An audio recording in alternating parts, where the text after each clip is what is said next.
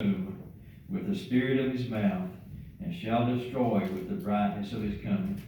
Even him whose coming is after the working of Satan, with all power and signs and lying wonders. I want to tell you, when the Lord's ready to deal with the Antichrist, he'll deal with him just as quick as he did Herod. There won't be a thing he can do. He may think that he's reigned all these years, this spirit created all this havoc, all this harm, all this cruelty, but it's going to come to an end when Jesus returns. It's going to be over with. He's going to stop it. Now this is what I want to tell you. I'm afraid that the church in America needs to prepare for persecution.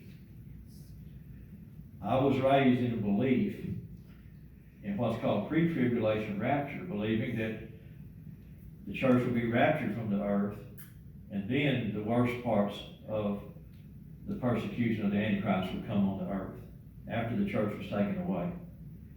I still believe that's a possibility.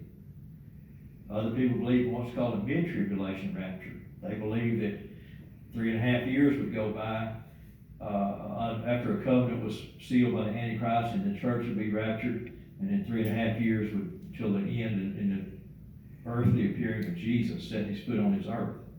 Other people believe an end of tribulation rapture, where the church won't be caught away until the end of that time. I've got to tell you, I've read the Bible for 45 or 50 years, and I can't just tell you that I want to argue any point and say I know exactly how it's going to be. I don't.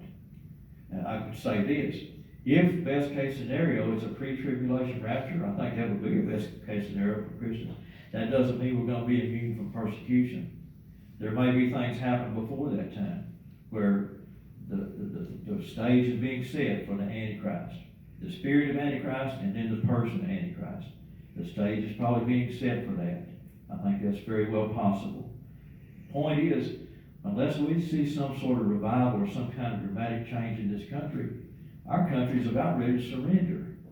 Our country's not standing up. We're about ready to just give in to the things that are going on. So either way, Christians are probably in for persecution. But what I want to tell you that is not to make you fearful or not make you worried, but to just be honest with you and say, prepare yourself. Prepare yourself in the Lord. Draw close to him. He has promised, if you seek me, you'll find me. When you seek me with all your heart, you're going to find me. And you're going to find peace like Peter, that you could lay down and sleep between two guards, knowing that tomorrow is your judgment day. We can have that kind of peace in the Lord. And as latter-day Christians, we need to have that kind of peace. We need to have that presence in our hearts. We need to draw close to him. And he promises he will draw close to us.